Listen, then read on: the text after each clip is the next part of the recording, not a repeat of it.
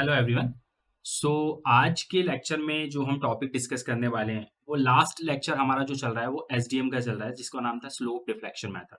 हम unit third की बात कर रहे थे और लास्ट लेक्चर में एसडीएम होता क्या है, स्लोप डिफ्लेक्शन मेथड बेसिकली किस चीज़ का पार्ट है और किस तरीके से स्लोप डिफ्लेक्शन मेथड को यूज़ करते हैं और किस तरीके से उसको अप्लाई करते हैं विद डिफरेंट डिफरेंट प्रॉब्लम्स, वो हम डिस्कस कर चुके हैं।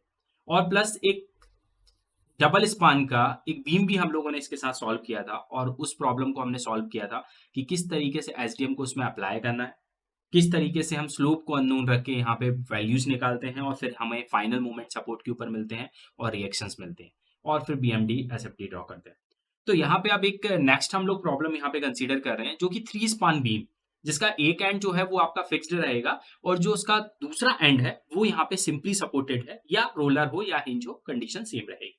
तो हमने यहाँ पे एक सिंपली सपोर्ट लिया हुआ और थ्री स्पान बीम है, ए बी एक स्पान है, बीसी स्पान है, अनसीडी स्पान है और डिफरेंट डिफरेंट लोडिंग यहाँ पे एक्ट कर रही है। प्लस हमने एक और चेंज यहाँ पे किया है, हमने यहाँ पे आई की वैल्यू भी कंसीडर की है।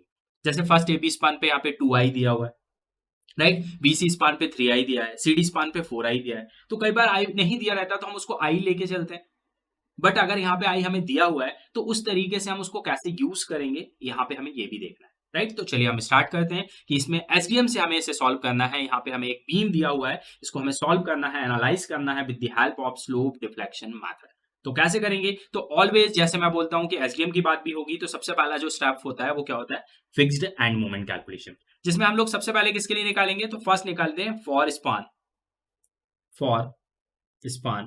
ए बी। ए बी स्पान पहले हमारे पास है तो ए बी स्पान के लिए हम फिक्स्ड एंड मूवमेंट निकालेंगे। और फिक्स्ड एंड मूवमेंट निकालने का जो तरीका होता है वो मैंने क्या बताया या किस बेसिस पे निकालते हैं, तो मैंने आपको बताया था कि fixed end movement totally depend करता है लोडिंग कंडीशन के ऊपर। जैसे कि यहाँ पे आप देख सकते हैं कि कंसंट्रेटेड एक लोड लगा हुआ है जिसको आप पॉइंट लोड बोलते हैं, जो कि यहां से 3 मीटर पे है बट बी 0.7 मीटर पे है। दैट मीन कि वो सेंटर पे नहीं है, ये सेंटर पॉइंट लोड है। तो इस केस में हम क्या करते हैं, इस पॉइंट को हम ए बोल देते हैं और यहां से जो डिस्टेंस है उसको हम स्मॉल बी बोल देते हैं। और लोड है हमारे पास W8 और कंडीशन कौन सी लगती है, तो यहाँ पे कंडीशन लगेगी हमारी, सबसे पहले हम निकालेंगे फिक्स्ड एंड मूवमेंट, मतलब एम बार से रिप्रेजेंट करते हैं या उसको डैश भी बोल सकते हैं। ए बी इक्वल क्या हो जाएगा, कंडीशन लगती है -WA V² bye L², right. यहां पे हम जाते हैं माइनस, माइनस क्यों, बिकॉज ये लोडिंग डाउनवर्ड लग रही है तो बीम नीचे की तरफ डिफ्लेक्ट होगा तो यहाँ पे ये मूवमेंट एंटी क्लॉक डेवलप होता है, इसलिए हम इसको माइनस लेते हैं।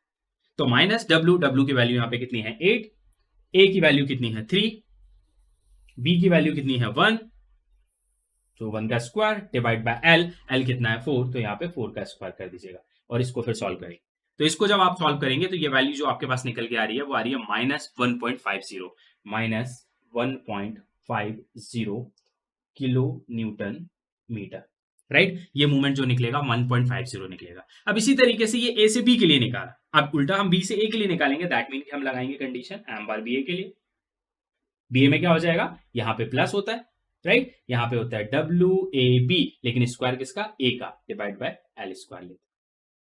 यहाँ प्लस इसलिए क्योंकि ये बीम यहाँ पे भी डाउनवर्ड जाएगा, बट यहाँ पे डाउनवर्ड जाएगा तो यहाँ पे क्या होगा, क्लॉकवाइज मूवमेंट अप्लाई होता है, तो इसको प्लस लेना है आपको। W की वैल्यू यहाँ पे सेम रहेगी 8 इंटू ए कितना है, ए की वैल्यू है 3 और स्क्वायर रहेगा 3 का into 1 divide by L, L कितना है यहाँ पे 4, तो यहाँ पे भी क्या हो जाएगा 4 का स्क्वायर। अब इसको सॉल्व करेंगे और जब इसको सॉल्व करते हैं तो यहाँ पे वैल्यू आएगी आपके पास 4.50 किलो न्यूटन मीटर। ये आपके पास आ गई बी ए की वैल्यू। ए और बी में डिफरेंस क्या है, यहाँ पे ए के लिए जब आप जाएंगे तो माइनस में लीजिएगा और जब बी से चलते हैं तो प्लस में लेंगे। क्यों लेंगे वो मैंने आपको बता दिया। प्लस आपको ये याद रखना है कि यहाँ पे आपने बी का स्क्वायर किया था और यहाँ पे आपने फॉर्मूले में ए का स्क्वायर किया। डिफरेंट वैल्यू आएगी बिकॉज लोड आपका सेंटर पे नहीं है, लोड सेंटर पे नहीं है, दैट मीन कि इधर कुछ मूवमेंट जाएगा, इधर कुछ और मूवमेंट जाएगा। अगर सेंटर में होता है तो दोनों एंड पे क्या जाता है, बराबर जाता है, राइट। तो यहाँ पे डिफरेंट मूवमेंट इसीलिए आया। अब हम बात करते हैं नेक्स्ट स्पान की। तो नेक्स्ट स्पान हमारा कौन सा होगा, second point, for span BC. BC की बात करेंगे। बीसी पे आप देख सकते हैं, बी से सी के लिए जा रहा हूं तो यहाँ पे भी कंसंट्रेटेड लोड है बट यहाँ पे सेंटर पे है, यहाँ से भी 1.5 है, यहाँ से भी 1.5 है। और जब आपका कंसंट्रेटेड लोड होता है और कहाँ पे होता है, सेंटर पे होता है, तो उस कंडीशन में हम लगाते हैं एम बार बीसी की बात चल रही है -WL/8, राइट। -W यहाँ पे कितना है 10, एल कितना है 3 डिवाइडेड बाय 8 और इसको अगर आप सॉल्व करते हैं तो ये सॉल्व होके आएगा -3.75 किलो न्यूटन मीटर। राइट, यहाँ पे WL/8 क्यों लगाया? बिकॉज यहाँ पे कंसंट्रेटेड लोड कहाँ पे है? सेंटर पे है। तो जब सेंटर पे होता है तो आपको WL/8 लगाना है, बट यहाँ पे भी कंसंट्रेटेड लोड है बट वो सेंटर पे नहीं था, इसलिए हमने WAB वाली कंडीशन लगाई। राइट, अब यहाँ पे B से C जा रहे हैं, दैट मीन क्या होगा? एंटी क्लॉक माइनस, इसलिए मैंने माइनस लिया। अब मैं निकालता हूं M बार CB में क्या होगा? सेम फॉर्मूला WL/8, इसका मतलब सेम वैल्यू आ जाएगी plus 3.75 kilo newton metre. Same value आ गई, प्लस में आ गई। क्यों आ गई? क्योंकि यहाँ पे मैंने बोला सेंटर पे लोड है, सेंटर पे लोड है, दैट मीन कि जितना मूवमेंट इधर ट्रांसफर होगा उतना ही मूवमेंट राइट में भी ट्रांसफर होगा, क्योंकि लोड कंसंट्रेट जो है वो सेंटर पे है। राइट, तो यहाँ पे दोनों मूवमेंट सेम आएंगे, सिर्फ डिफरेंस कितना है? ये आपका एंटी क्लॉक आएगा बट ये क्लॉक आएगा, दैट मीन की प्लस आएगा। अब इसी तरीके से हम नेक्स्ट पॉइंट पे जाते हैं। Third point, for span CD की बात करेंगे, जिसमें हम सबसे पहले निकालेंगे M बार CD, जिसमें कंडीशन लगेगी -WL² के लिए।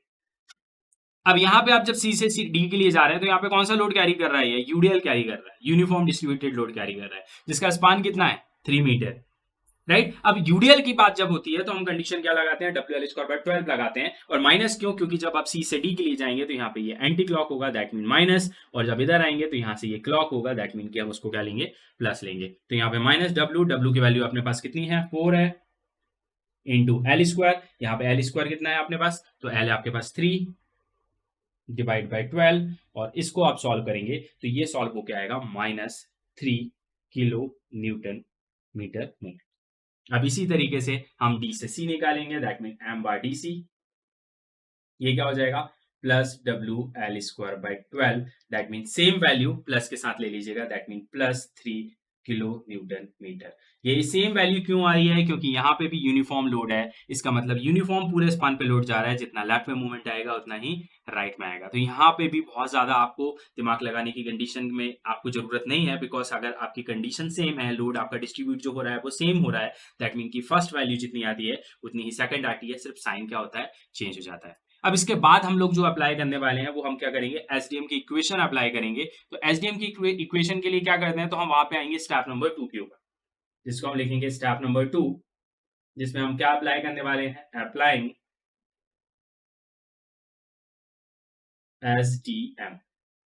एसडीएम की इक्वेशंस हम यहाँ पे अप्लाई करने वाले।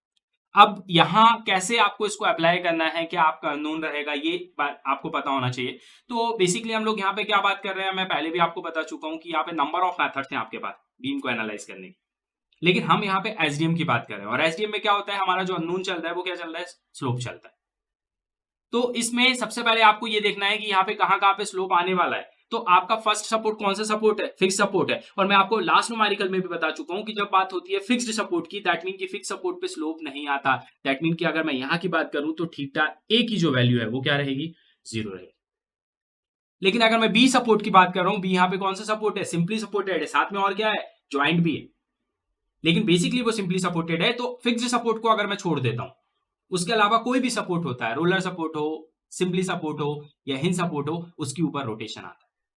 दैट मीन कि यहां पे आपका जो थीटा बी रहेगा वो अननोन रहेगा, थीटा सी जो रहेगा वो भी अननोन रहेगा, और थीटा डी जो रहेगा वो भी अननोन रहेगा। That mean number of unknowns यहाँ पे आपके कितने हो गए?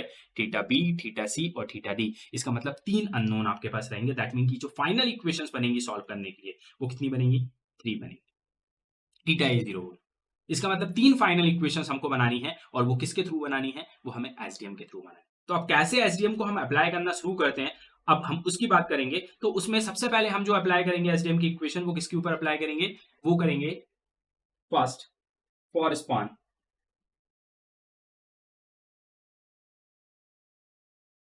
AB के ऊपर, AB स्पान पे अप्लाई करेंगे, A से B के लिए अप्लाई करें। तो A से B के लिए अगर हम जब जाते हैं यहाँ पे, तो हमारी कंडीशन क्या बनेगी? हम इस मूवमेंट को रिप्रेजेंट करते हैं M AB से। AB मतलब A से B के लिए जा रहा हूं, तो यहाँ का फाइनल मूवमेंट मुझे चाहिए। इससे पहले जो मूवमेंट निकाले थे वो फिक्स्ड एंड मूवमेंट थे, जो लोडिंग की वजह से डायरेक्ट डिस्ट्रीब्यूट होते हैं, लेकिन एक्चुअल में जो सपोर्ट पे मूवमेंट होते हैं वो उसके फाइनल मूवमेंट होते हैं, जिसकी वजह से स्ट्रक्चर को हम डिजाइन करते हैं, या जो मूवमेंट बेसिकली आपका स्ट्रक्चर सपोर्ट जो है वो रजिस्टर करता है। तो अब वो मूवमेंट निकालना है, उसको मैं एम ए बी से रिप्रेजेंट कर रहा हूं जब ए से बी के लिए जा रहा हूं, और इक्वेशन क्या बोलती है, तो एसडीएम की इक्वेशन बोलती है M bar A B plus 2 E I by L bracket 2 theta A plus theta B. ये इक्वेशन आपकी थी। और कैसे होती है, तो मैंने बोला कि जब ए बी की इक्वेशन है, आपको कैसे याद रखना है, तो ए बी के लिए बात कर रहे हो तो ए बी मतलब उसी का फिक्स्ड मूवमेंट आप ले लीजिए, M bar A B.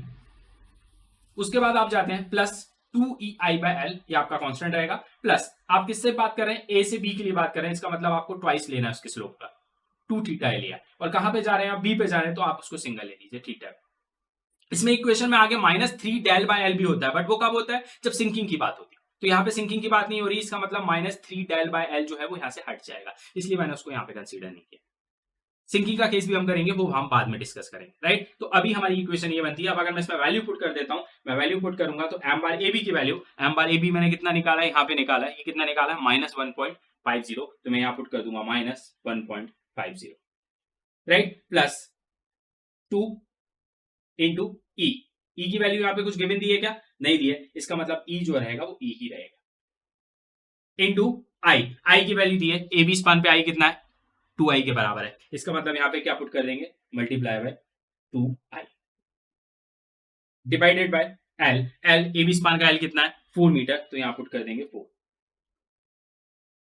Right. और अब इसी तरीके से अपन आगे पुट करेंगे 2 थीटा ए। थीटा ए मैंने आपको क्या बोला, फिक्स सपोर्ट की वजह से क्या हो जाएगा, 0, बिकॉज फिक्स सपोर्ट पे जो स्लोप होता है वो कितना होता है, 0। कैसे होता है, जैसे ये फिक्स सपोर्ट है, यहाँ पे कोई बीम है, अगर इस पे आप कोई लोड लगा रहे हैं तो ये बेसिकली ऐसे डिफ्लेक्ट होता है यहाँ पे, और इसका मतलब यहाँ पे कोई भी स्लोप नहीं डेवलप हो रहा है। क्यों नहीं हो रहा, क्योंकि बिकॉज यहाँ पे एक मूवमेंट आता है, उस स्लोप को क्या करता है, रोक देता है, यहाँ पे कोई रोटेशन नहीं है, इसलिए यहाँ पे थीटा ए की वैल्यू क्या हो गई, 0। इसका मतलब यहाँ पुट करेंगे 0 plus theta B. Theta B, B मतलब सिंपली सपोर्ट है, इसका मतलब स्लोप वहां पे आएगा, इसका मतलब आप थीटा बी को अननोन रखेंगे, और आप इसको सॉल्व करते हैं तो ये हो जाएगा -1.50 प्लस, अब ये पूरी कंडीशन को सॉल्व करेंगे तो ये 0 हो जाएगा, 2 से 2 मल्टीप्लाई होगा 4, 4 से 4 कैंसिल हो जाएगा, तो क्या बचेगा ई आई, और क्या बचेगा आपके पास थीटा बी। तो बेसिकली आप इसमें अगर वैल्यू पुट करते हैं तो ये पूरा सॉल्व होके आएगा ई आई थीटा बी, और ये किसकी कंडीशन है, एम ए बी के लिए ये कंडीशन हमने बनाई है, इसे क्या बोलेंगे, इक्वेशन नंबर 1। इस तरीके से आपकी फर्स्ट इक्वेशन तैयार हुई है जो आपने ए बी स्पान के ऊपर अप्लाई करी है। अब हम बात करेंगे, अभी हमारे ए से बी के लिए इक्वेशन हमने बनाई है, अब हम किसकी बात करेंगे, बी से ए के लिए। सो अब जो हम कैलकुलेशन करेंगे, अब ए बी स्पान पे हमने ए से बी के लिए जो इक्वेशन थी वो अप्लाई भी कर दी, और उससे एक इक्वेशन बना के हमने तैयार भी कर ली कि ए से बी के लिए हम जाएंगे तो वहां पे हमारा किस तरीके से थीटा बी जो है, slope at point B, right. और थीटा बी और नंबर ऑफ बुक्स आप जब यूज करेंगे तो थीटा बी की जगह वहां पे आपको आई बी भी देखने को मिल सकता है, आप थीटा बी भी लिख सकते हैं या उसको आई बी भी लिख सकते हैं, तो नंबर ऑफ बुक के हिसाब से आपकी जो नोटेशन होते हैं वो इधर उधर चेंज भी हो सकते हैं, वो आपकी चॉइस है, आपको क्या यूज करना है, राइट। अब मैं बी से ए के लिए अप्लाई कर रहा हूं तो मेरी इक्वेशन क्या बनेगी, एम बी ए, राइट। इसी बी ए की बात कर रहा हूं, इसका मतलब उसी का फिक्स्ड मूवमेंट एम बार बी ए हो जाएगा, plus 2 E I by L, मैंने बोला आपका कांस्टेंट चलता है, ब्रैकेट बी से ए के लिए जा रहे हैं, मतलब बी का आपको ट्वाइस लेना पड़ेगा, तो 2 थीटा बी हो गया, राइट, प्लस कहां जा रहे हैं, ए पे जा रहे हैं, इसका मतलब क्या हो जाएगा, थीटा ए, राइट। इस तरीके से आप याद रख सकते हैं। अब एम बार बी ए की हम लोग वैल्यू देख लेते हैं, तो हमारा एम बार जो बी ए निकला था वो निकला था 4.50 प्लस का, तो हम यहां पुट करेंगे 4.50, राइट, प्लस 2 का 2 रहेगा। ई की कोई वैल्यू हमें गिवन नहीं दी है क्वेश्चन में, तो हम ई को एज इट इज रखेंगे। आई जरूर हमें दिया हुआ है, ए बी स्पान पे कितना है, 2i, तो हम यहाँ पे पुट कर देंगे 2i divide by L. L की वैल्यू कितनी है, 4, तो हम यहाँ पे पुट करेंगे 4, राइट। अब इसी तरीके से हम आगे जाते हैं, तो हम आगे देखते हैं कि हमारे पास यहाँ पे 2 है, थीटा बी है, प्लस थीटा ए है, और थीटा ए मैंने आपको क्या बोला था, due to fixed support theta A, slope at point A क्या हो जाएगा, 0, दैट मीन हम यहाँ पे पुट करेंगे 0। अब इसको अगर मैं थोड़ा सा सॉल्व कर लेता हूं तो ये हो जाएगा 4.50, ये एज इट इज रहेगा, प्लस अब मैं इसको सॉल्व कर लेता हूं तो 2 इंटू 2 कितना हो जाएगा, 4, 4 से 4 कैंसिल हो जाएगा, तो यहां सिर्फ ई आई बचेगा। ई आई को 2 से मल्टीप्लाई करो तो 2 ई आई थीटा बी बचेगा, और बाकी ये वाला टर्म पूरा 0 हो जाएगा, दैट मीन कि यहां पे आपके पास क्या बच रहा है, 2 ई आई थीटा बी, और ये आपकी बन के तैयार हो गई सेकेंड नंबर की इक्वेशन जो बीए के लिए बनी है, एम बीए के लिए बनी है, राइट। सो बीए के लिए बनाती है। अब हम बात करते हैं सेकेंड स्पान के ऊपर, जो कि सेकेंड स्पान है, जिसको हम बोलेंगे फॉर स्पान बीसी। बीसी की बात करते हैं। अब बीसी पे जाते हैं तो हम यहाँ पे कंडीशन लगाएंगे एम बीसी के लिए, जो बनेगी M bar BC plus 2EI by L bracket 2 theta B plus theta C के फॉर्म। कैसे हुई? मैं अब बीसी की बात करूं, दैट मीन कि एक बार मैं बी से सी के लिए मूवमेंट बनाऊंगा और दूसरा मैं सी से बी के लिए बनाऊंगा। तो बी से सी के लिए जब बनाऊंगा, बीसी मैंने लिखा, बीसी की बात कर रहे हैं मतलब उसी का फिक्स्ड एंड मूवमेंट, तो एम बार बीसी हो जाएगा plus 2EI by L common चलता है ब्रैकेट 2 थीटा बी, बिकॉज मैं बी से स्टार्ट कर रहा हूं इसलिए ट्वाइस में जो लूंगा वो थीटा बी का लूंगा, और मैं खत्म कहां पे कर रहा हूं? सी पे, तो मैंने थीटा सी ले लिया। अब इसमें अगर मैं वैल्यूज को पुट करता हूं तो वैल्यू पुट करूंगा तो ये कितना हो जाएगा? M bar BC. तो एम बार की बीसी की आपने क्या वैल्यू निकाली है पहले हम वो देख लेते हैं। तो एम बार बीसी जो आपका निकला हुआ था, बीसी की अगर हम बात करें तो बीसी हमारे पास था -3.75, -3.75 हमने जो बीसी की बात करी थी, राइट। तो वो -3.75 पुट कर देंगे, प्लस 2 का 2 रहेगा, ई की कोई वैल्यू दी नहीं हुई है, दैट मीन ई रहेगा, आई की वैल्यू, अब बीसी स्पान पे देखिए आई क्या दिया हुआ है? 3i दिया हुआ है, दैट मीन क्या पुट करेंगे? 3i पुट कर देंगे यहाँ पे, डिवाइड बाय एल की वैल्यू अगर हम बात करते हैं तो बीसी स्पान का एल कितना है? 3 मीटर, तो यहाँ पे हम 3 पुट कर देंगे, प्लस 2 थीटा बी, तो 2 थीटा बी वैसे ही रहेगा, प्लस थीटा सी, सी मतलब सी के ऊपर रोटेशन या स्लोप, तो सी आपका सिंपली है, दैट मीन कि सी भी अननोन रहेगा, थीटा सी, और ये मैं आपको पहले ही बता चुका था कि थीटा सी भी आपका अननोन चलेगा, सिर्फ जीरो जो है वो क्या है? थीटा ए। अब इसको मैं अगर शॉर्ट करके सॉल्व करता हूं तो ये क्या हो जाएगा? तो ये हो जाएगा, किसकी वैल्यू निकाल रहा हूं मैं? एम, किसकी बात कर रहा हूं मैं? बीसी की, कितना है? -3.75, राइट, प्लस का प्लस रहेगा 2EI, तो यहाँ पे 2 से 3 मल्टीप्लाई कर दीजिए, 3 से 3 कैंसिल कर दीजिए, तो क्या बचेगा? 2EI यहाँ बचेगा, इंटू 2 से मल्टीप्लाई हो जाएगा, तो क्या बचेगा? 4EI थीटा बी, तो यहाँ बचेगा 4EI थीटा बी प्लस, अब यहाँ पे जो 2 बचा है उधर मल्टीप्लाई हो जाएगा, तो क्या बचेगा? यहाँ से ये 2 से 2 मल्टीप्लाई हो गया था तो 4 हो गया था, बट यहाँ पे तो 2 नहीं है, मतलब सिंगल 2 से मल्टीप्लाई होगा तो क्या बचेगा? 2, इसका मतलब यहाँ हो जाएगा 2EI थीटा सी, ये आपकी इक्वेशन बन के शुरू होगी थर्ड से। अब इसी तरीके से हम नेक्स्ट निकाल लेते हैं एम सी बी की वैल्यू। तो एम सी बी क्या हो जाएगा? उसी का fixed end movement, M bar C B plus 2EI by L as it is, plus 2 C से शुरू कर रहे हैं, that mean theta C, plus खत्म कहां पे कर रहे हैं? बी पे, तो थीटा बी आ जाएगा।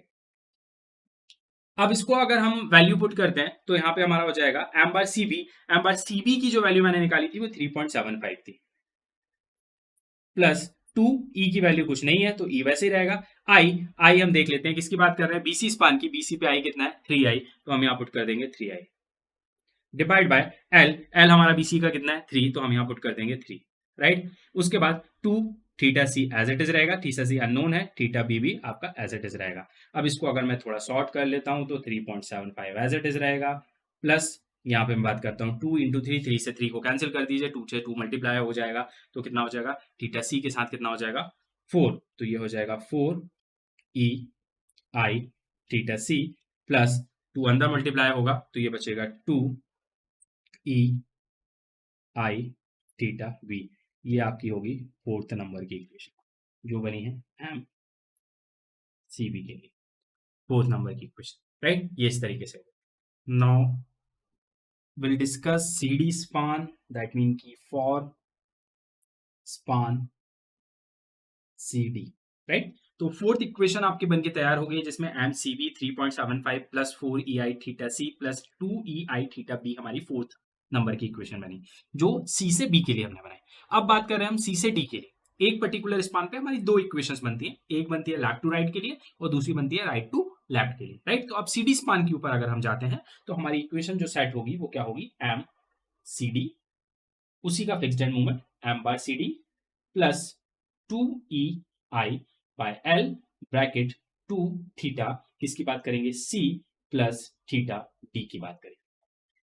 अब अगर इसमें मैं आगे जाता हूं तो आगे जाके मैं जाता हूं MCD के लिए, एम बार CD की वैल्यू, एम बार CD की वैल्यू मैंने क्या निकाली थी उसको चेक करते हैं। तो एम बार CD हमने निकाला था -3, दैट मीन कि यहाँ पे हम पुट करेंगे -3, राइट। अब उसके बाद हम बातें हैं प्लस 2 का 2 रहेगा, E हमारे पास कुछ है नहीं तो EE रहेगा, आई हम चेक कर लेते हैं। तो CD स्पान पे आई की वैल्यू जो है वो कितनी है, 4i। और याद रखिएगा कि जो हमसे मिस्टेक होती है वो यहीं पे होती है, बिकॉज कई बार क्या होता है कि क्वेश्चन में हमें आई की वैल्यू गिवन है बट हम यहाँ फ्लो में आते हैं, हम ई भी एज इट इज लिख देते हैं, हम आई भी एज इट इज लिख देते हैं।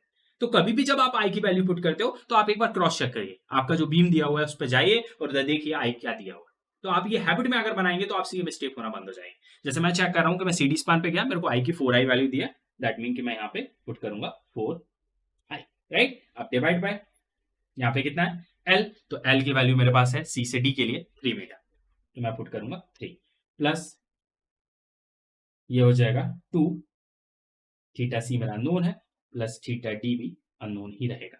अब इसको मैं और आगे सॉल्व करता हूं तो ये हो जाएगा M CD के लिए -3 प्लस यहाँ 2 से 4 को अपन मल्टीप्लाई कर देते हैं तो कितना हो जाएगा 8, तो हो जाएगा 8EI/3, राइट। और फिर 2 अंदर अगर मल्टीप्लाई हो जाएगा तो 8 इंटू 2 कितना हो जाएगा 16 हो जाएगा, दैट मीन कि यहाँ पे आना चाहिए 16। ये हो जाएगा 2 इंटू 4 8, 8 इंटू 2 कितना हो गया 16, 16 डिवाइड बाय 3, डिवाइड बाय 3, और यहाँ पे था EI और यहाँ पे क्या हो गया थीटा C, मतलब आप लिखेंगे EI थीटा C प्लस अब यहाँ मल्टीप्लाई होगा तो 2 इंटू 4 कितना हो जाएगा 8 डिवाइड बाय 3 EI यहाँ पे क्या थीटा D, दैट मीन यहाँ पे लिखेंगे 8/3 EI थीटा D। ये आ गई इक्वेशन नंबर 5, ये 5th नंबर की इक्वेशन आपकी बनी। अब इसी तरीके से हम बात करेंगे D से C के लिए, दैट मीन हम अप्लाई करेंगे MDC के ऊपर। DC मतलब उसी का fixed end moment m bar DC plus 2EI by L bracket 2 किसकी बात कर रहे हैं D से C के लिए 2 theta D plus theta C। Same तरीके से आपको याद रखना है। और एक और बात याद रखेंगे, जब आप नंबर ऑफ बुक ओपन करते हैं जैसे कि लाइक BC पूनमिया है, लाइक रामामृतम है, जो स्टैंडर्ड बुक्स है, उन बुक्स में अगर आप जाएंगे तो कई जगह पे जो मेथड है उनमें थोड़ा सा चेंज है कि उन लोगों ने क्या किया है, जो इक्वेशंस अप्लाई किए हैं, जैसे हम लोग यहाँ पे थ्रू आउटली सेम इक्वेशन यूज कर रहे हैं। क्या है हमारी इक्वेशन कि हमने उसी का फिक्स्ड एंड मोमेंट लिया, 2EI/L लिया, ब्रैकेट ट्वाइस हमने लिया, जहां से हम स्टार्ट कर रहे हैं और जिस पे एंड कर रहे हैं वहां पे हमने सिंगल टाइम उसका स्लोप ले लिया। ये हमारी सेम इक्वेशन चल रही है, फर्स्ट से लेके लास्ट तक में सेम अप्लाई कर रहा हूँ। ये मैंने इजी करने के लिए मैंने सेम का ही यूज किया है और इससे भी हमारा आंसर वही आएगा। और जो नंबर ऑफ बुक आप यूज करते हैं तो उसमें वो लोग क्या करते हैं कि एंड कंडीशन के हिसाब से इक्वेशन को कई बार चेंज भी कर देते हैं। उसमें क्या करते हैं, थोड़ा सा मूवमेंट डिस्ट्रीब्यूशन मेथड का पार्ट मिला के उसमें इक्वेशन को थोड़ा सा चेंज करते हैं, तो वो डायरेक्टली बेसिकली क्या हो जाता है, उस एंड का जो स्लोप होता है वो कैलकुलेट हो जाता है। बट उसमें नंबर ऑफ इक्वेशंस आपको याद रखनी पड़ेगी, यहाँ पे सिर्फ एक ही याद रखनी है, इसलिए मैं एक को ही यूज करके पूरा का पूरा क्वेश्चन जो है वो सॉल्व कर रहा हूँ, राइट। तो हम उसी को यूज करें, तो यहाँ पे हम वैल्यू पुट कर देते हैं, एम बार DC निकालेंगे, तो एम बार DC की वैल्यू हमारे पास क्या थी +3 प्लस 2 का 2 रहेगा, E की वैल्यू दी नहीं है, आई वापस जाएंगे, CD स्पान पे 4i है, L कितना दिया है CD स्पान के लिए 3 दिया है, bracket 2 theta D plus theta C। अब इसमें हम जाते हैं तो 3 प्लस 2 इंटू 4 कितना हो जाएगा 8, 8 इंटू 2 कितना हो जाएगा 16, तो 16/3 EI थीटा D के साथ में प्लस 2 इंटू 4 कितना 8 divide by 3 EI theta C। ये हो गई आपकी equation number last 6th equation, और किसकी है ये MDC की, DC के। अब इसमें एक और यहां पे एक चेंज आएगा, इस चेंज को आपको समझना जरूरी है। यहां पे एक प्रॉब्लम क्या आने वाली है आपके साथ कि आप अगर देखते हैं, मैंने आपको जब क्वेश्चन को स्टार्ट किया था तभी मैंने आपको एक चीज बताई थी कि क्योंकि यहाँ पे फिक्स सपोर्ट है, दैट मीन कि यहाँ पे थीटा ए की वैल्यू 0 रहेगी। थीटा ए 0 है, दैट मीन कि स्लोप एट पॉइंट ए आपको पता है वो 0 है, और जब भी फिक्स सपोर्ट रहेगा वो 0 ही रहेगा, मतलब वो नोन है। लेकिन थीटा बी क्योंकि ये सिंपली सपोर्ट है, दैट मीन कि अननोन है। थीटा सी भी आपका अननोन है और थीटा डी भी अननोन है, मतलब कितने नंबर ऑफ अननोन हो गए 1 2 3, मतलब 3 अननोन है, एक यहाँ पे है, दूसरा यहाँ पे है, तीसरा यहाँ पे है, मतलब टोटल नंबर ऑफ अननोन क्या होगा 1 2 3, 3 नंबर ऑफ अननोन। और आपको ये बेसिक 10th क्लास से पता है कि एक इक्वेशन को यूज करके हम एक ही अननोन को निकाल सकते हैं। ये हम मैथ्स में पढ़ते थे, 10th में पढ़ते थे, 9th में पढ़ते थे कि हमारे पास अगर एक इक्वेशन है उसमें हमारा एक ही अननोन निकल सकता है। इसका मतलब मुझे दो अननोन निकालने तो कितनी इक्वेशन चाहिए? दो चाहिए। तीन अननोन निकालने तो कितनी इक्वेशन चाहिए? तीन इक्वेशन चाहिए। दैट मीन कि ये तीन अननोन को फाइंड आउट करने के लिए मेरे पास फाइनल वाली इक्वेशंस कितनी होनी चाहिए? 3 होनी चाहिए। बट यहां पे मेरे पास ज्वाइंट कितने हैं? बी और सी। इसका मतलब बी ज्वाइंट को यूज करके मेरी एक इक्वेशन बनेगी, सी ज्वाइंट को यूज करके मेरी दूसरी इक्वेशन बनेगी, लेकिन मुझे एक और इक्वेशन चाहिए, वो कहां से आएगी? फाइनल इक्वेशन मेरी यहां पे दो ही सेट होंगी, बी ज्वाइंट पे और सी ज्वाइंट पे। तीसरी कहां से आएगी? तो जब ऐसी कंडीशन में आके फंसोगे तो याद रखना किसी ना किसी एक एंड पे मूवमेंट की वैल्यू आपको जीरो मिले। जैसे कि यहां पे अभी आप डी से सी जा रहे हो तो डी कौन सा सपोर्ट है? यहां पे सिंपली सपोर्ट है, और डी सिंपली सपोर्ट है अगर, तो वहां स्लोप तो आता है बट मूवमेंट की वैल्यू क्या होती है? वहां पे सिंपली सपोर्ट अगर एंड पे होता है तो मूवमेंट क्या होता है? जीरो होता है। सिंपली सपोर्ट अगर एंड पे होता है तो मूवमेंट क्या होता है? जीरो होता है, चाहे वो सिंपली हो, चाहे वो रोलर हो, चाहे वो हिंज हो। इसका मतलब एम जीरो होगा कहां पे? डी पॉइंट पे। इसका मतलब मैं लिख सकता हूं ना कि M D C equal zero. M D से सी क्या हो जाएगा? जीरो के बराबर। तो एम डी सी अगर जीरो होता है तो यहाँ पे एम डी सी तो लिखा है, तो इसकी जगह मैं क्या पुट कर सकता हूँ? जीरो। इसको इक्वेट करेंगे, जीरो, थ्री का थ्री आ जाएगा, प्लस 16/3 ई आई थीटा डी प्लस 8/3 ई आई थीटा सी। इसको अगर मैं और करता हूं तो 3 को इस तरह लेके आ जाता हूं तो मेरे पास क्या कंडीशन बचेगी? ये बचेगी 8/3 ई आई थीटा सी प्लस 16/3 ई आई थीटा डी इक्वल, ये 3 को इक्वल किस तरफ ले आइए, तो ये प्लस है तो उस तरफ जाएगा तो क्या हो जाएगा? -3। और इसको फाइनल में आप बोल दीजिए 7 नंबर की इक्वेशन। जैसे आपकी एक फाइनल इक्वेशन बनके ये भी तैयार हो, क्योंकि ये इक्वेशंस नहीं है, इनको आप इक्वेशंस नहीं बोल सकते, क्योंकि यहाँ पे थीटा डी सी भी अननोन है, प्लस आपका ई आई थीटा बी भी है, ई आई थीटा सी भी है। इसका मतलब इक्वल किस तरफ आपको क्या चाहिए? जीरो, जब आपकी इक्वेशन बने। तो आपकी ये एक इक्वेशन बनके तैयार होगी जो लास्ट टाइम को आपने यूज किया, और लास्ट टाइम पे क्या देखा आपने? वहां पे मूवमेंट जीरो था, वो मूवमेंट जीरो आपने यहाँ पुट कर। अब हम फाइनल इक्वेशन बना लेते हैं इक्विलिब्रियम की कंडीशन लगा के at joint B and at joint C. Now step number 3, जिसको हम बोलेंगे फाइनल मूवमेंट्स। लास्ट जो स्टेप था हमारा सेकंड स्टेप, वहां पे हम लोगों ने ए से बी, बी से ए, ऐसे नंबर ऑफ मूवमेंट जहां पे हमारे डेवलप होने हैं, जो सपोर्ट मूवमेंट्स हैं, उनके लिए हमने नंबर ऑफ इक्वेशंस बना ली। अब उन इक्वेशंस में हमारे जो अननोन है, like theta B, theta C, slope at point B, slope at point C, slope at point D, वो अगर मुझे मिल जाए तो मैं वो सारी इक्वेशन में जाके वो थीटा बी, थीटा सी और थीटा डी की वैल्यू अगर पुट कर दूंगा तो मुझे final movement at point A, at point B, at point C और एट पॉइंट डी मिल जाए। दैट मीन कि अब मेरा जो टारगेट है वो थीटा बी, थीटा सी और थीटा डी को कैलकुलेट करना है। तो उसको कैलकुलेट करने के लिए क्या करना पड़ेगा? मुझे कुछ फाइनल इक्वेशंस बनानी पड़ेगी, और उसके बाद मैं उन इक्वेशन को सॉल्व करूंगा जिससे मुझे वो अननोन्स की वैल्यू मिल जाए। तो वो फाइनल इक्वेशंस के लिए आपको क्या करना है? आपको स्टेप नंबर 3 पे जाना है, जिसको हम बोलते हैं फाइनल मूवमेंट्स। यहां से हमें फाइनल मूवमेंट्स मिलने वाले, फाइनल मूवमेंट कैलकुलेशन। और उसके लिए क्या करेंगे? आपके जो ज्वाइंट होते हैं, जैसे आप ये बीम है, ये कंटिन्यूअस बीम है, इसमें जो बी है वो क्या है? ज्वाइंट है, बिकॉज बी के लेफ्ट में भी सपोर्ट है और बी के राइट में भी सपोर्ट है। तो जिस सपोर्ट के लेफ्ट में भी सपोर्ट होता है और राइट में भी सपोर्ट होता है, तो वो जो सेंटर वाला सपोर्ट होता है वो आपका ज्वाइंट कहलाता है। तो यहाँ पे एक बी ज्वाइंट है, इसी तरीके से एक सी भी तो ज्वाइंट है। दैट मीन कि हमारे यहाँ पे कितने ज्वाइंट है? दो ज्वाइंट है। तो सबसे पहले हम जो पहला ज्वाइंट लेंगे, now joint B, B joint को कंसीडर करें। और अगर मैं बी ज्वाइंट की बात करता हूं with the help of equilibrium, तो वो क्या बोलता है कि जो ज्वाइंट बी है, बी मतलब सेंटर वाला ज्वाइंट, तो ज्वाइंट जो होता है उसके लेफ्ट का मूवमेंट और उसके राइट का मूवमेंट हमेशा क्या करता है? बैलेंस करता है, तभी स्ट्रक्चर स्टेबल होता है। जैसे ये पैन है, अगर मैं इसके ऊपर रखूंगा, इसको सेंटर में रखूंगा, तो ये क्या करेगा? बैलेंस करेगा। कब करेगा? जब इस पैन का लेफ्ट में जितना वेट होगा उतना ही राइट में होगा। दैट मीन कि बी ज्वाइंट पे जितना लेफ्ट में मूवमेंट होगा उतना ही मूवमेंट कहां पे होगा? राइट में होगा। तो इन दोनों का जो सम जब आप करेंगे तो वो किसके बराबर होना चाहिए? वो जीरो के बराबर होना चाहिए, बिकॉज यहाँ पे जो होगा वो प्लस होगा, क्योंकि ये क्लॉकवाइज है, इस तरफ होगा माइनस। तो जितनी वैल्यू ये है उतनी ही ये रहेगी, तो दोनों को सम करेंगे तो क्या होगा? जीरो। वही इक्विलिब्रियम की कंडीशन बोलती है। दैट मीन कि हम इसको इस तरीके से लिख सकते हैं कि ज्वाइंट बी पे एम बी ए प्लस एम बी सी क्या होना चाहिए? जीरो के बराबर होना चाहिए। एम बी ए का मूवमेंट प्लस बी से सी का मूवमेंट किसके बराबर होना चाहिए? सब जीरो के बराबर। अब क्या करिए आप, जो बीए के लिए आपने इक्वेशन बनाई थी, इक्वेशन नंबर कौन सा? 2 एंड आपने बनाया था सी से बी से सी के लिए थर्ड वाला इक्वेशन। तो जो सेकंड इक्वेशन है और थर्ड इक्वेशन है वो उसको यहाँ पे लाके इसकी जगह पे पुट कर दिया।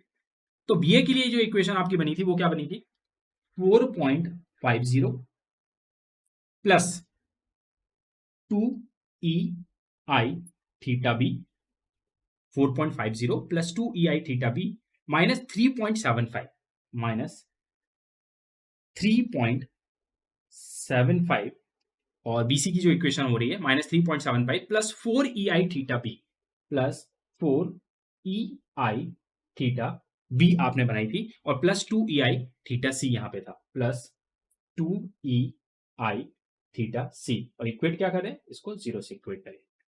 अब इसको अगर मैं थोड़ा सॉल्व करके थोड़ा छोटा कर लेता हूं तो 4.50 जो है और यहाँ पे है माइनस 3.75, इन दोनों को ऐड करते हैं तो कितना बचेगा, तो 4.50 माइनस 3.75 दैट मीन यहाँ पे बचने वाला है 0.75 और बड़ी वैल्यू दोनों में से काई की है प्लस की, दैट मीन की प्लस का 0.7 प्लस 2EI थीटा भी यहाँ पे और यहाँ पे है 4EI थीटा भी, दोनों पॉजिटिव है तो 4 प्लस 2 कितना हो जाएगा 6EI थीटा बी हो जाएगा, राइट। अब इसी तरीके से अगर बात करें तो EI सी थीटा सी तो वो सिर्फ यहाँ पे सिंगल टाइम है तो उसको एज इट इज ले लेंगे 2EI थीटा सी और इक्वल में क्या है 0 है। अब ये 0.75 को उस तरफ ले जाओ तो क्या लिख सकते हैं इसको 6EI theta B plus 2EI theta C equal में ये उस तरफ जाएगा तो माइनस 0.75, इसको बोल दीजिए इक्वेशन नंबर 7 तक अपन ने वहां पे बना ली थी, इसको 8 बोल दी।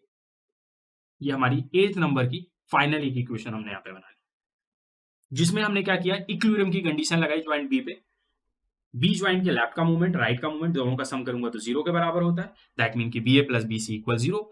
BA की कंडीशन पुट करी, BC की कंडीशन पुट करी और सॉल्व करके एक नई इक्वेशन बना ली जो बनी 6EI theta B plus 2EI theta C equal minus 0.7। ये कंप्लीट फाइनल इक्वेशन बन गई।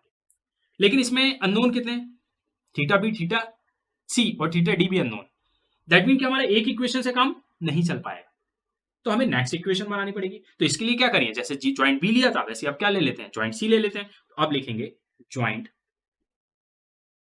सी।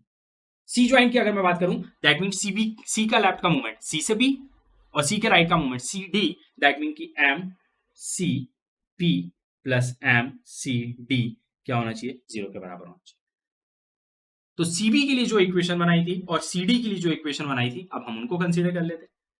तो सीबी और सीडी के लिए हमने बनाई थी 4th नंबर की इक्वेशन एंड 5th नंबर की इक्वेशन, 4th और 5th को यहाँ पे लाके पुट कर दीजिए। तो 4th और 5th को अगर मैं यहाँ पे पुट करता हूं तो ये बनेगी, सीबी के लिए जो बनी थी वो थी 3.75, जो सीबी के लिए आपने बनाई थी वो कितनी बनाई थी 3.75, 4EI theta C plus 4EI theta C आपके पास था, ठीक। उसके बाद plus 2EI theta B plus 2EI theta B था और उसके बाद अगर मैं बात करता हूं सीडी के लिए तो वहां पे था -3, उसके बाद था आपके पास प्लस 16/3 EI थीटा सी आपके पास था और उसके बाद प्लस में था 8/3 EI थीटा डी आपके पास, राइट। तो इसको कैसे इक्वेट करना है 0 से।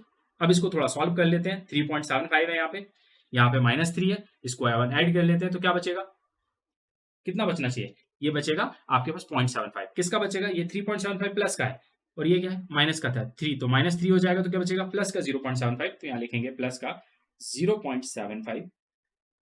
उसके बाद यहाँ पे थीटा बी है 2EI थीटा बी, इसके अलावा कहीं पे थीटा बी है क्या, नहीं है, इसका मतलब 2EI थीटा बी आपका क्या रहेगा एज इट इज रहेगा, तो इसको एज इट इज लिख दो प्लस 2EI थीटा बी, ठीक। उसके बाद थीटा बी हो गया। अब थीटा सी की बात करूं तो 4EI थीटा सी यहाँ पे भी है प्लस 16/3 EI थीटा सी यहाँ पे भी है, तो इन दोनों को अपन ऐड कर लेते हैं। तो अगर मैं इन दोनों को ऐड कर लेता हूं तो क्या करूंगा 4 प्लस 16/3 तो 3 का एलसीएम और इसको अगर मैं पूरा सॉल्व करता हूं तो 3 और इसके नीचे कुछ नहीं है, मतलब 1 मान लीजिए, तो 3 1 का एलसीएम 3 हो जाएगा, 3 इंटू 4 कर दीजिएगा तो 12 हो जाएगा, 12 प्लस 16 को करिएगा तो 12 प्लस 16 होता है कितना, 28। इसका मतलब यहाँ पे आएगा प्लस का 28 डिवाइड बाई में क्या आएगा, 3 ही आएगा। और कितना आएगा, हम बात कर रहे हैं ई आई थीटा सी के। अब इसके बाद थीटा सी के अलावा अगर मैं थीटा डी ढूंढता हूं उसमें, तो थीटा डी है मेरे पास सिर्फ ये, मतलब कि मैं डायरेक्ट लिख दूंगा प्लस का 8/3 ई आई थीटा डी, इसको भी इक्वेट करेंगे 0 से। और इसको अगर मैं थोड़ा सा और सॉल्व कर लेता हूं तो ये आ जाएगा मेरे पास 2 ई आई थीटा बी प्लस 28/3 ई आई थीटा सी प्लस 8/3 ई आई थीटा डी इक्वल में ये उस तरफ जाएगा तो ये हो जाएगा -0.75। और ये हो गई बन के इक्वेशन नंबर 9 बोल दीजिएगा। लास्ट वाली को 8 बोला था तो इसको क्या बोलेगा, 9 बोल दीजिएगा। ये एक नई इक्वेशन बन गई। अब इसमें भी अननोन कितना है, बी सी ओ टी, तीनों अननोन है, इस पे 2 अननोन थे, राइट। तो फाइनली हमारे पास कितने अननोन चल रहे हैं अभी तक, 3 चल रहे हैं, theta B theta C theta D. और 3 अननोन को सॉल्व करने के लिए कितनी इक्वेशन चाहिए, 3 चाहिए। तो 2 तो बन गई, एक ज्वाइंट बी की हेल्प से बन गई, दूसरी ज्वाइंट सी के हेल्प से बन गई, लेकिन अब तीसरी के लिए कोई ज्वाइंट है ही नहीं। तो इसके लिए मैंने लास्ट आपको बताया था कि जब हमने डीसी के लिए फाइनल इक्वेशन हम लोग बना रहे थे, डीसी के लिए जो हम इक्वेशन बना रहे थे उसमें मैंने बोला था कि डी पे मूवमेंट की वैल्यू क्या है, 0। तो अपन ने डीसी की जगह क्या पुट कर दिया था, 0 पुट कर दिया था। तो उससे भी हमें एक इक्वेशन मिल गई थी, वो थी 7th नंबर की इक्वेशन। तो यहां से सीधा लिखेगा फ्रॉम इक्वेशन नंबर 7। और वो 7 नंबर की इक्वेशन आपके पास क्या थी, वो आपके पास थी 8/3 ई आई थीटा सी प्लस 16/3 ई आई थीटा डी इक्वल आपके पास था -3।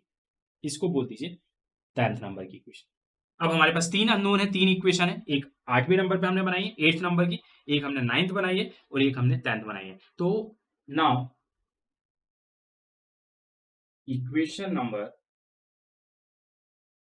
8, 9 एंड 10 को सॉल्व करते हैं। कहां पे जाएंगे, इसके लिए आप कैल्सी पे जाइए। कैल्सी को कैसे ओपन करेंगे, कैल्सी पे आप मोड पे जाएंगे, मोड को 3 बार प्रेस करेंगे, इक्वेशन आ जाएगी। इक्वेशन में आपके पास कितने अननोन है, इक्वेशन के लिए वो नीचे 1 आएगा, 1 प्रेस करेंगे। उसके बाद कितने अननोन है, तो आपके पास 3 अननोन है तो 3 प्रेस कर देंगे, तो वहां से आपकी इक्वेशन उसमें खुल जाएगी। और वो वैल्यू पुट करेगा, पूछेगा A1 की वैल्यू, तो A1 की वैल्यू यहाँ पे क्या है, यहाँ से पुट करेंगे। A1 की वैल्यू कितनी हो जाएगी आपकी, 6 हो जाएगी। इसी तरीके से फिर इक्वल का साइन पुट करेंगे तो फिर वो दूसरा पूछेगा B1 की वैल्यू, तो B1 कितना हो जाएगा, 2 हो जाएगा। फिर आपसे C1 पूछता है तो C1 क्या हो जाएगा, यहाँ पे D कुछ अननोन नहीं है तो वो 0 हो जाएगा। और फिर D पूछेगा तो D कितना है, 0.75। तो इस तरीके से आप वैल्यू पुट करेंगे और उसको सॉल्व करेंगे। तो आपके पास सॉल्व होने के बाद जो आपके पास अननोन्स की वैल्यू फाइंड आउट होकर आएगी, वो आएगी ई आई थीटा बी की वैल्यू, ई आई थीटा सी की वैल्यू और ई आई थीटा डी की वैल्यू। तो ई आई जो थीटा बी आपके पास आएगा वो आएगा -0.17045 के बराबर। इसी तरीके से आएगा थीटा सी जो आपके पास आएगा 0.1363 के बराबर। और ई आई थीटा डी जो आपके पास आएगा वो आपके पास आएगा -0.63 के बराबर। इस तरीके से आप जब तीनों इक्वेशन को सॉल्व करेंगे गैल्सी से, तो आपके पास ये अननोन निकल के जाएंगे, थीटा बी थीटा सी और थीटा डी।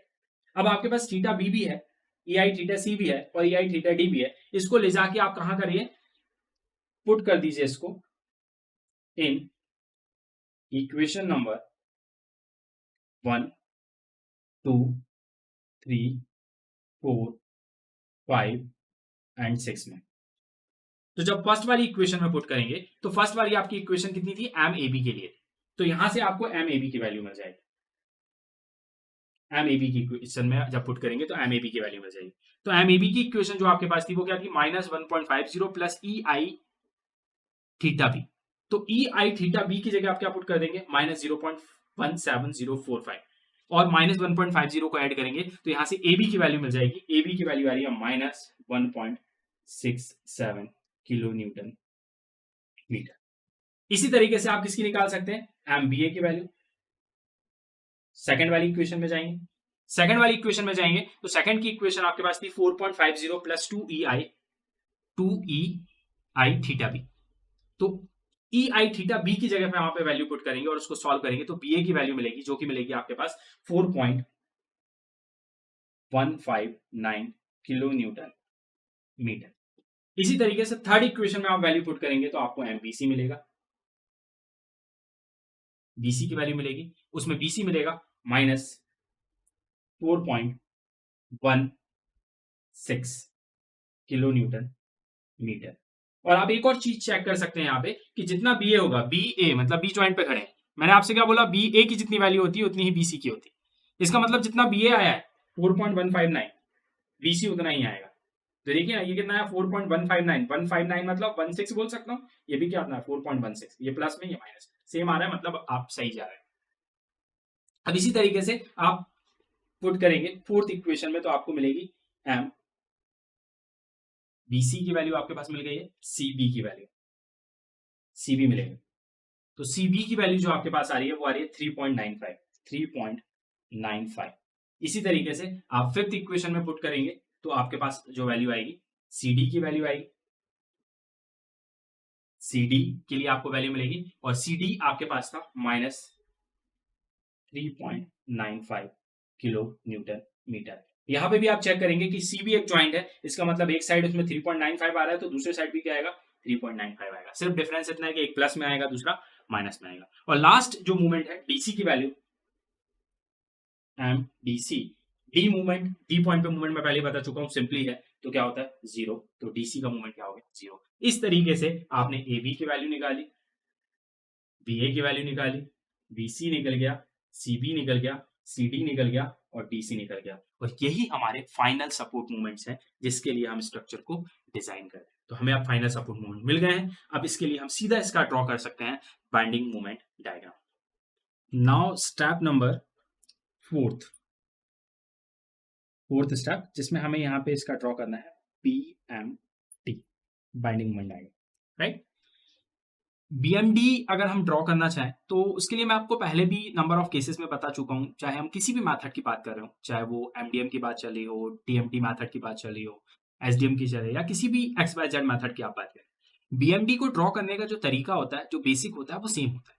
आप किसी भी बुक को यूज करें, सिर्फ डायरेक्शंस आपके अलग अलग हो सकती है नंबर ऑफ बुक में, अदरवाइज आपका जो बेसिक तरीका होगा वो सेम होगा। तो एक सिंपल सा बेसिक तरीका अपना है, अपन उसी को यूज करते हैं। उसके लिए क्या करना है कि जितना अपना बड़ा बीम है उतनी बड़ी एक बेस लाइन पहले आप कंसीडर कर लीजिए। तो मैं एक बेस लाइन ले लेता हूँ, जिसको आप रेफरेंस लाइन भी बोल सकते हैं, ये आपकी एक बेस लाइन होगी। उसमें आप जितने पॉइंट्स हैं, जैसे लाइक ये ए पॉइंट है तो ए पॉइंट हो गया, बी पॉइंट है तो ये आप इसको बी बोल दीजिए, फिर उसके बाद सी पॉइंट है, उसके बाद आपका डी पॉइंट है। तो ये 3-4 पॉइंट आपने टिक कर लिया। अब आपको क्या करना है, जो आपने फाइनल मूवमेंट्स निकाले हैं, ए सपोर्ट पे फाइनल मूवमेंट आपका ए बी निकला था +1.67, बी सपोर्ट पे बी ए की वैल्यू निकली थी 4.159 लास्ट स्टेप में, बीसी निकला -4.16, सी निकला 3.95, सी डी निकला -3.95 और डी पे हमारा मूवमेंट 0 था। तो वो मूवमेंट जो हमारे हैं उसके रिस्पेक्ट में आपको ये ड्रॉ करना है। तो आपका ए पे मूवमेंट है 1.67 और काय में प्लस है, और मैंने आपको बोला कि जब भी ए की वैल्यू प्लस होती है, प्लस मतलब कि इस तरीके से क्लॉकवाइज है, तो क्लॉकवाइज इसका मतलब ये कहां जा रही है, इसको लाइन को कहां लेके जा रही है, नीचे लेके जा रही है। और अगर ये वैल्यू माइनस में होती तो हमारी ये क्या होती, ये ऊपर की तरफ लेके जाए। तो आपको सबसे पहले ये देखना है कि ये वैल्यू आपके पास किस में है, प्लस में है या माइनस में। तो हमारी जो ए बी की वैल्यू निकली थी वो हमारी किस में निकली थी, वो हमारी निकली थी माइनस में निकली थी। अगर प्लस में होता तो हम ये लाइन कहां ड्रॉ करते, नीचे ड्रॉ करते, बट हमारी वैल्यू कहां में थी, माइनस में। तो इसका मतलब ये लाइन कहां जाएगी, ऊपर की तरफ जाएगी। इसका मतलब आपको यहाँ पे क्या करना है, ये लाइन ऊपर की तरफ इस तरीके से ड्रॉ, और यहाँ पे क्या लिख दीजिएगा 1.67। और ये माइनस में आने के चांसेस हैं कब, जब डाउनवर्ड लोडिंग है। अंडरस्टूड है कि ये मूवमेंट जो होगा वो एंटी क्लॉक ही आएगा। उसका रीजन है, मैं पहले भी बता चुका हूं कि जब डाउनवर्ड लोडिंग लग रहा है, बीम नीचे की तरफ जा रहा है, तो जो रजिस्टिंग मूवमेंट होगा, बिकॉज ये रजिस्टिंग मूवमेंट है, रजिस्टिंग मूवमेंट जो डेवलप होगा वो उसके अपोजिट डायरेक्शन में ही डेवलप होगा। तो इसका मतलब ये एंटी क्लॉक ही आएगा। तो इसका मतलब एंटी क्लॉक मतलब ऐसे लगेगा, माइनस मतलब ये एरो ऊपर लेके जा रहा है, इसलिए ऊपर लाइन बनाई 1.67 की। अब इसी तरीके से बी पॉइंट पे आ जाइए। बी पॉइंट के लेफ्ट का मूवमेंट है +4.159 और राइट वाला जो मूवमेंट है -4.16। इसका मतलब पहला प्लस है मतलब क्लॉकवाइज, दूसरा माइनस है मतलब एंटी क्लॉकवाइज, और ये दोनों एरोज बीम को कहां लेके जा रहे हैं, ऊपर की तरफ। तो यहां पे भी एक ऊपर लाइन बनाइए जो कि रहेगी किसके लिए, 4.159 के लिए या 156 के लिए।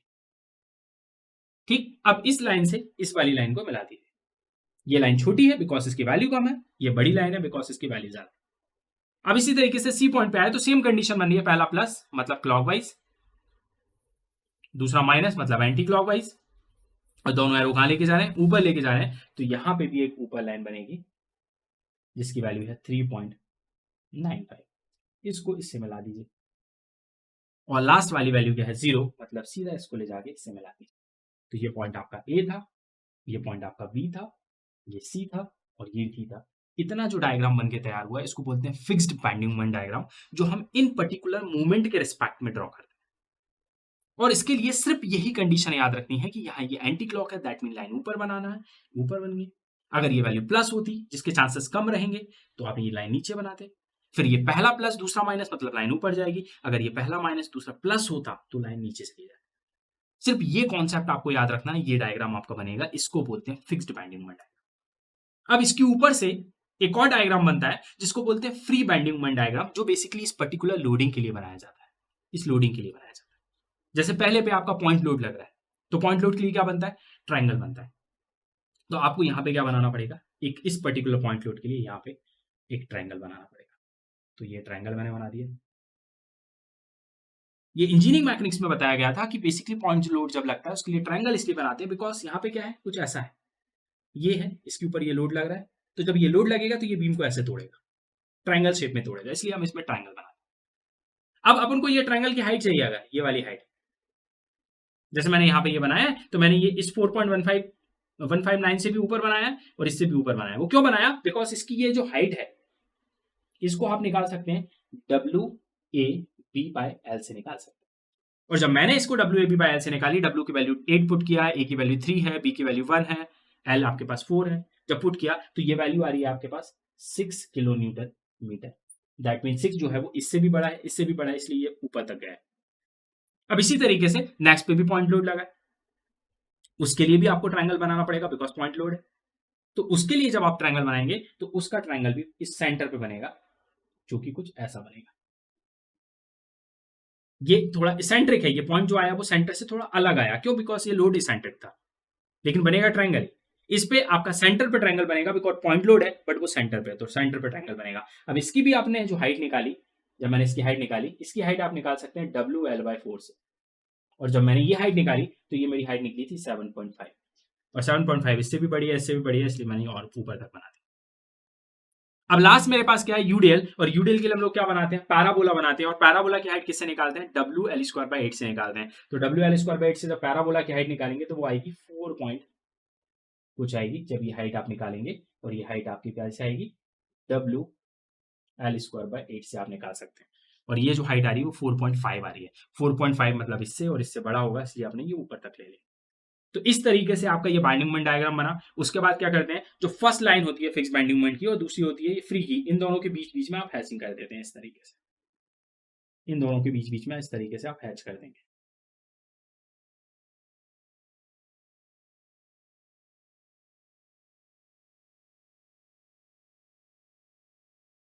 ये हैचिंग कर दिया। हैचिंग किस चीज को रिप्रेजेंट करता है, वो करता है फाइनल मूवमेंट को रिप्रेजेंट करता है, फाइनल मूवमेंट आपको दिखा रहा है, बिकॉज ये वाला जो है ना वो प्लस माइनस होकर कैंसिल आउट हो गया, ये कॉमन एरिया है जो दोनों के बीच में आ रहा था, तो वो कट गया, तो फाइनल मूवमेंट आपका ये। अब ये फाइनल मूवमेंट की जब वैल्यू निकालोगे तो ये यहाँ पे जो वैल्यू लिखाएगी वो लिखाएगी 2.46 किलो न्यूटन मीटर। इसी तरीके से यहाँ पे जो लिखाएगी वो लिखाएगी 3.44 किलो न्यूटन मीटर। और इसी तरीके से आप लास्ट वाली लिखेंगे वो लिखेंगे 2 पॉइंट कुछ आएगा, 2.5 के अप्रॉक्स किलो न्यूटन मीटर। आप यहाँ की वैल्यू लिख लीजिए, राइट। तो ये वैल्यू आएगी, और ये वैल्यूज निकलती कैसे हैं, तो जैसे मैंने यहाँ पे निकाला 2.46, ये कैसे निकाला, तो इसका मतलब इस पर्टिकुलर पॉइंट के अबाउट मूवमेंट निकाला। तो इस पर्टिकुलर पॉइंट पे आप खड़े हो जाइए और लेफ्ट से मूवमेंट निकालिए। निकालने में आप राइट से भी निकाल सकते हैं, बट राइट से जब निकालेंगे तो बहुत ज्यादा लेंदी हो जाएगा कैलकुलेशन, क्योंकि बहुत लंबा कैलकुलेशन। तो आप लेफ्ट पे निकालिए, तो इस पॉइंट पे खड़े होकर जब लेफ्ट पे मूवमेंट निकालेंगे, इस पॉइंट पे खड़े और अब यहाँ से मूवमेंट दिख रहे हैं, तो यहाँ पे सबसे पहले एक रिएक्शन दिखेगी आपको VA। तो इसका मतलब ये मूवमेंट जो कैसे निकलेगा वो कैसे निकलेगा, आप इस पॉइंट पे खड़े हैं, ये वीए जाएगा क्लॉकवाइज, तो प्लस का वीए इनटू ये डिस्टेंस कितनी है 3 है। उसके बाद आप इसी पॉइंट पे खड़े रहिएगा, आप इस पे मूवमेंट निकाल है, इस पॉइंट पे खड़े रहिएगा, आपको एक यहाँ का मूवमेंट भी दिखेगा जो कि कितना था -1.67, -1.67। इसको जब सॉल्व करेंगे तो ये सॉल्व करके कितना आता है 2.46 किलो न्यूटन मीटर। इस तरीके से ये 2.46 आया जो मैंने यहाँ पे लिखा हुआ, राइट। इस तरीके से आप कैलकुलेट करते हैं, और जब वीए निकालेंगे तो वीए की वैल्यू निकाल लीजिएगा। वीए कैसे निकलेगा, वीए की वैल्यू आएगी 1.377 किलो न्यूटन जब वीए निकालेंगे। वीए कैसे निकालेंगे, जो मैंने लास्ट क्वेश्चन में आपको तरीका बताया। इस क्वेश्चन में सिर्फ हमें बीएमटी ड्रॉ करने के लिए बोला था, इसलिए हमने रिएक्शन नहीं निकाली। अब जो रिएक्शन वीए निकालना है तो कैसे निकालेंगे, बी के अबाउट मूवमेंट लेंगे, ये घूमेगा क्लॉकवाइज, वीए इंटू 4, उसके बाद ये लोड जाएगा एंटी क्लॉक, तो -8 इंटू 1, उसके बाद यहाँ का मूवमेंट और यहाँ का मूवमेंट इक्वेट कर दीजिएगा 0 से लेके, और निकालेंगे तो वी आ जाएगा 1.377। इस तरीके से ये वैल्यू है। अब इसी तरीके से ये सेंटर की ये वैल्यू निकालनी है, तो ये वैल्यू कहाँ पे है, सेंटर पे, लोड कहाँ पे है, सेंटर पे। तो जब भी सेंटर पे निकालनी है तो बहुत आसान है। सेंटर पे कैसे निकालें, आप उसकी हाइट ले लें, जैसे इसकी हाइट ये कितनी है WL/4, इसमें से माइनस कर दीजिए इधर का मूवमेंट और इधर का मूवमेंट का एवरेज। इसका मतलब इस तरफ का मूवमेंट था 4.159 प्लस उस तरफ का मूवमेंट था 3.95, इसका एवरेज मतलब डिवाइड बाय 2 करके माइनस कर दीजिए, तो आपके पास वैल्यू हो जाएगी 3.44 किलो न्यूटन मीटर। इसी तरीके से लास्ट वाली निकालनी है तो वो भी यूनिफॉर्म लोड है, मतलब सेंटर पे होगा, तो उसमें भी ऐसे ही कर दीजिए, हाइट में से माइनस कर दीजिए, WL²/8 में से माइनस कर दीजिए दोनों साइड के मूवमेंट का एवरेज। तो इस तरफ लेफ्ट में जो मूवमेंट है 3.95 है और राइट में मूवमेंट 0 है, दोनों को एवरेज लेके इसमें से माइनस कर दीजिए। तो जब इसको सॉल्व करेंगे तो यहाँ पे आपको वो फाइनल वैल्यू मिल जाएगी जो मैंने वहां पे लिखी है 2.52 के अप्रॉक्स, ये कुछ वैल्यू आएगी 2.52 किलो न्यूटन मीटर। ये इसकी रिजल्टिंग वैल्यू है जो कि इस तरीके से आप लोग निकाल सकते हैं, राइट। तो इस तरीके से ये क्वेश्चन है, ये सिंपल क्वेश्चन था जिसमें हमें मूवमेंट्स फाइंड आउट करने के लिए बोला था, हमने पूरे मूवमेंट्स निकाल दिए, प्लस हमसे बीएमटी ड्रॉ करने के लिए बोला था, हमने बीएमटी कर दिया। तो जितना क्वेश्चन में हमसे बोला जाता है हमें उतना ही काम करना है, बिकॉज लेंथी क्वेश्चन है, सो टाइम बहुत लगता है। तो रिएक्शन निकालने का तरीका या एसएफडी का तरीका वही होगा जो मैंने लास्ट क्वेश्चन में बताया। अब हम बात करेंगे नेक्स्ट न्यूमेरिकल की, नेक्स्ट केस को डिस्कस करेंगे, कुछ ओवरहैंगिंग की केस डिस्कस करेंगे नेक्स्ट लेक्चर में। Thank you so much.